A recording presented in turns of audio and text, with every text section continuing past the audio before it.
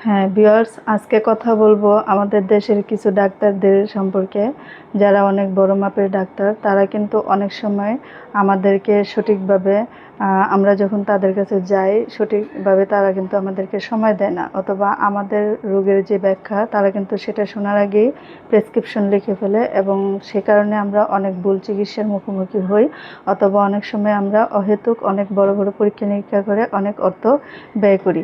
So আজকে কথা বলবো এ ব্যাপারে।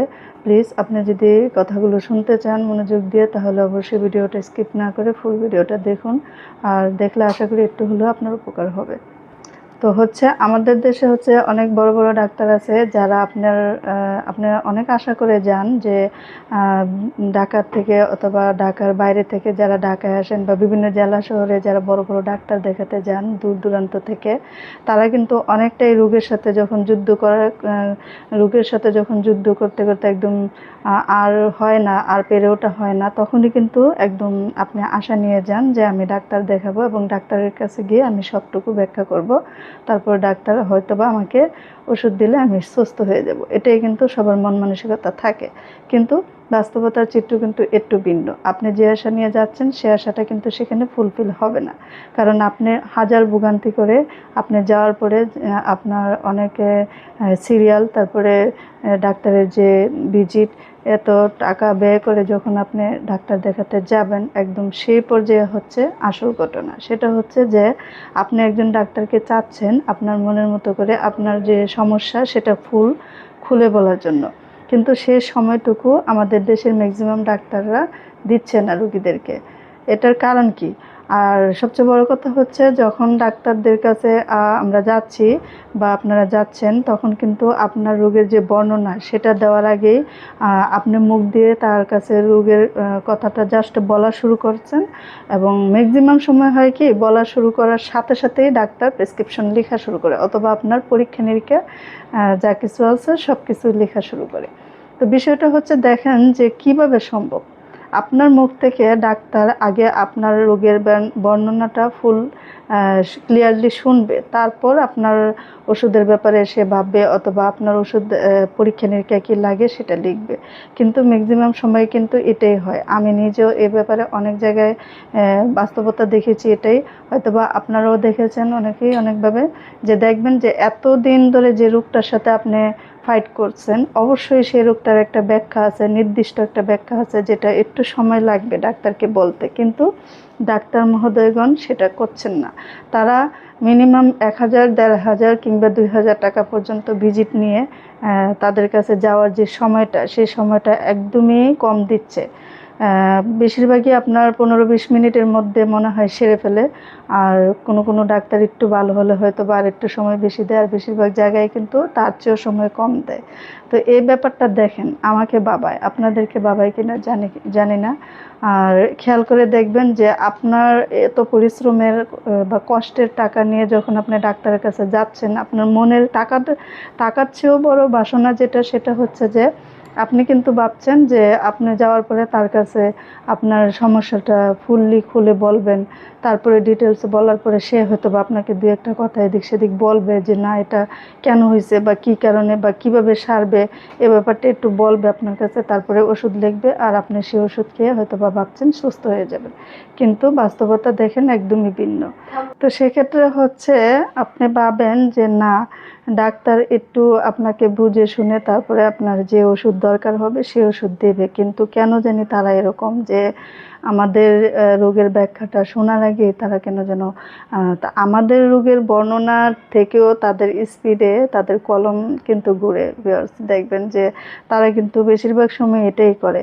কিন্তু দেখেন সাধারণ যে শ্রমিক লেভেলের ইয়ে আছে, সেক্ষেত্রে কিন্তু 500 টাকা ইনকাম করতে একটা মানুষের মাথার ঘাম পায়ে জ্বলে, এমন টাকা ইনকাম করে অনেকেই, বেশিরভাগ মানুষই তো কষ্টের টাকা ইনকাম করে যখন আপনি ডাক্তারের কাছে নিয়ে যান ডাক্তার দেখাতে, এত কষ্টের টাকাটা রাখছে, সেটা কিন্তু আমাদের কষ্ট না। কষ্ট হচ্ছে যখন আমাদের রোগের ব্যাখ্যাটা তারা ফুললি শুনছেন না।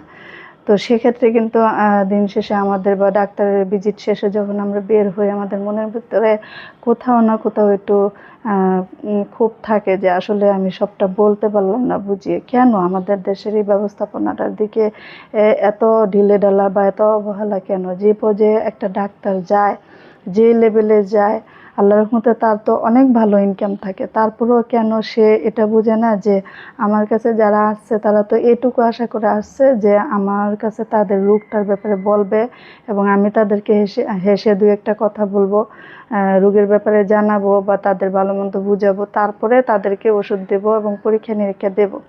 আরেকটা পয়েন্ট হচ্ছে যে আপনি যখন ছোট বিষয় বা কোনো সাধারণ সমস্যা নিয়ে যাচ্ছেন, যেটা হসপিটালে এখন ডায়াগনস্টিক সেন্টারের ব্যবসার সাথে তারা জড়িত আছে হয়তোবা, তারা করছে কি আপনাকে ছোটোখাটো বিষয়ে প্রথমেই অনেক পরীক্ষা লিখে ফেলে। অনেক জায়গায় অনেক হাসপাতালে এভাবেই চলে যে অনেক পরীক্ষা লিখে ফেলে। তারা এই পরীক্ষা লেখার ফলে হয় কি, যারা একদমই অল্প ব্যয়ের মানুষ তারা কিন্তু অনেক কষ্ট হয়ে যায় এই বড় বড় পরীক্ষাগুলো করে টাকা পয়সা দিতে। পরে দিন শেষে হয় কি, পরীক্ষা করার পরে দেখা যায় তার সমস্যা সামথিং, মানে এই সমস্যা না, বা যে সমস্যার জন্য যে পরীক্ষাটুকু দরকার সেই পরীক্ষাটুকু দিলে চলে, কিন্তু তার বাইরে যে পরীক্ষাটা দিচ্ছে এটা একটু অতিরিক্তই হয়ে যায় যারা স্বল্পব্যয়ী তাদের জন্য অবশ্যই। আর এখন তো মোটামুটি এমন একটা পর্যায়ে চলে এসেছে আমাদের সময়টা যে সবার জন্যই একটা ক্রাইসিসের ভিতরে দিয়ে যাচ্ছে, যে আসলে ডাক্তারের কাছে যে ব্যক্তিই যাক, একদম কোটিপতি ছাড়া বলতে পারেন যে সবারই তো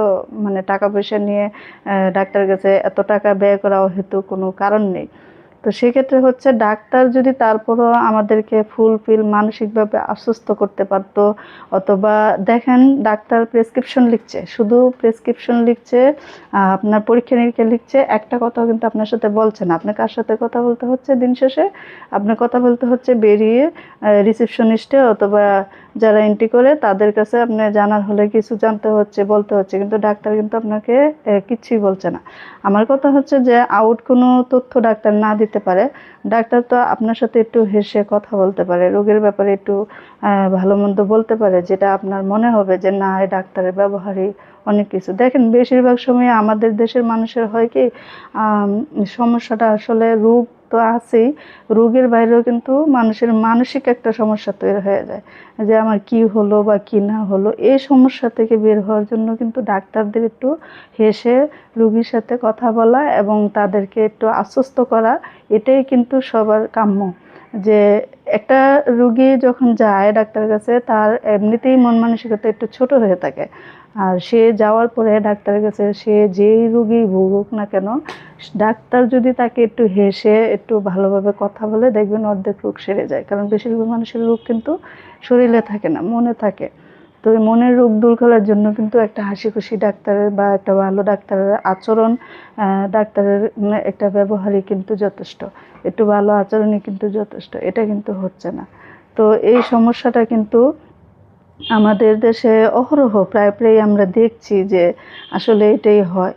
তো আপনিও দেখবেন যে আপনার সাথে এগুলো মিলে যাবে। আমিও দেখেছি আমার নিজের কাছের জন যদি কাউকে নিয়ে যাই, অথবা আমি নিজেও আমার অনেক প্রয়োজনে ডাক্তারের কাছে গিয়েছি, সে ব্যাপারে দেখেছি যে অনেক জায়গায় আপনার এরকম ভুক্তভোগী হয়েছি যে আসলে ডাক্তারকে টাকা দিচ্ছি, ভিজিট মোটা অঙ্কের ভিজিট দিয়ে, ভালো ভিজিট দিয়ে ডাক্তার দেখাচ্ছি ঠিকই মনের সান্ত্বনার জন্য, কিন্তু ডাক্তারের কথাবার্তায় তেমন একটা আশ্বস্ত হতে পারি না। এমনও হয়েছে যে আমি আমার ব্যক্তিগতভাবে আমি ডাক্তার দেখাতে গিয়েছিলাম, একদিনে আমি 3টা জায়গায় 3টা হসপিটালে ঘুরে 3টা ডাক্তার দেখিয়েছি। তার মধ্যে একটা পিজিতে একই সমস্যার জন্য একটা পিজিতে দেখিয়েছি আর 2টা প্রাইভেট হসপিটালে দেখিয়েছি। তো 3জন ডাক্তারের কথাবার্তা কেন দেখিয়েছি, যে কেন একটা ডাক্তার আমার যে রোগ আমি যে বর্ণনাটা দিচ্ছি সেটা কিন্তু একটা ডাক্তার যখন আমার মনের ভিতরে ঢুকে বা আমার মনের কথাগুলো বুঝে, আমার মুখে রোগের বর্ণনা শুনে যদি দেখি যে না ডাক্তারের যে কথা সেটার সাথে আমার রোগের মিল আছে, তাহলে কিন্তু আমার মনে হতো না যে আরেকটা ডাক্তার কাছে যাই। আমার এমনও মনে হয়েছে যে একটা ডাক্তারের কাছে গেছি, আমি যে রোগের কথা বলতেছি সে সেই রোগের ধারে কাছেও কিছু বলতেছে না বা শুনতেছেই না, সে তার মতো একটা ব্যাখ্যা দিয়ে দিতেছে যে এটা এটা এটা ওইটা। তখন আমার মনে হয়েছে যে না, এখানে পারফেক্ট না, সে আমার কথা যথেষ্ট শুনে না, আমি আরেক জায়গায় যাব। তো সেক্ষেত্রে হচ্ছে কি আমি আরেকটা জায়গায় গেছি, তারপরে আমি লাস্টে পিজিতে গেছি। তো সবার শেষে আমরা মানে আমি আমার হাজব্যান্ড এক জায়গায় থেকে 3টা প্রেসক্রিপশন হাতে নিয়ে ভাবলাম যে কার কথাগুলো বেশি আমার রোগের সাথে বা আমার শরীরের সাথে পজিটিভ মনে হয়েছে। তখন মনে হয়েছে যে যে ডাক্তার, পিজি হসপিটালের যে ডাক্তার, তাদের কথাবার্তাগুলোই আমার রোগের ব্যাখ্যার সাথে এবং আমার সমস্যার সাথে অনেকটাই মিলেছে। তো আমি কি করছি, ওই ডক্টরের যে প্রেসক্রিপশন ওই ওষুধ নিয়ে আসছি এবং আল্লাহর রহমতে আমি ভালো ফল পাইছি। আর বাকি 2টা প্রেসক্রিপশন কিন্তু আমি ছিঁড়ে ফেলে দিয়েছি। তো এই অভিজ্ঞতা থেকে আমি বলছি যে এটা কিন্তু এমনি এমনি বলছি না, এটা কিন্তু একদম বাস্তব অভিজ্ঞতা যে ডাক্তাররা এত এত টাকার ভিজিট নিয়ে তারা যখন রুগী দেখছে, তারা কতটা রুগীর সাথে আসলে সদাচরণ করছে বা কতটা হাসি খুশির ভিতরে কথা বলছে, বা তারা আসলে কতটা মানসিকভাবে একটা রুগীকে একটা সুস্থ করার চেষ্টা করছে। একটা ডাক্তার তো ওষুধ দিবে রোগ হলে, আর ওষুধ খেয়ে আল্লাহ ভালো করুক অথবা খারাপ করুক বা ভালো সবাই তো হবে এমন কোনো কথা নয়, সেটা কিন্তু পরের বিষয়। প্রথম বিষয়টা যেটা হচ্ছে, একটা ডাক্তারকে কিন্তু এরকম হতে হবে যে এই রুগী আমার কথা শুনে সে যাতে অর্ধেক মানসিকভাবে ফ্রেশ থাকে। এই চিন্তাভাবনা কিন্তু ডাক্তারদের মনের ভিতরে থাকতে হবে। তো আমাদের সবারই একটাই রিকোয়েস্ট যে ডাক্তারগণ যারা এরকম আচরণ করে তারা যেন এরকম আচরণ থেকে বেরিয়ে আসে। আমরা দিন শেষে রোগ নিয়ে যারা ডাক্তারের কাছে যায় তারা যেন মিনিমাম একটা ভালো আচরণ পায়, তাদের একটা সময় দেওয়ার ব্যাপার যেন তারা মিনিমাম দেয়। কারণ প্রত্যেকেরই কিন্তু অনেক কষ্টের টাকা পয়সা নিয়ে তারপরে ডাক্তার দেখাতে যায়, এমনিতেই দুঃখী, তার মধ্যে আবার আর্থিকভাবেও কিন্তু ও মানসিকভাবেও কিন্তু এমনিতেই একটা রুগী ভেঙে পড়ে যখন সে এদিক সেদিক ছোটাছুটি করে। তো সেই পর্যায়ে যদি একটা ডাক্তার তাকে ভালোভাবে পরামর্শ দেয়, তাহলেই কিন্তু একটা রুগী মানসিকভাবে হোক শারীরিকভাবে হোক অনেকটাই সুস্থ হওয়ার সম্ভাবনা থেকে যায়। তো সেই জন্যই বলছি ভিউয়ার্স, প্রত্যেকেই আমরা এরকম জায়গায় অনেক ভুক্তভোগী। আমরা চাই যে আমাদের দেশের সরকার যেন এ ব্যাপারে অনেক দৃষ্টি দেয় এবং আমাদের দেশের ডাক্তাররা যেন একটু হাসি খুশি ভাবেই রুগী দেখে এবং একটু সময় দেয়, রুগীর রোগটা যেন বোঝার চেষ্টা করে, তারপরে যেন ওষুধ দেখে। তাহলে আমাদের ভুল চিকিৎসার মুখোমুখি হতে হবে না। আল্লাহ হাফেজ।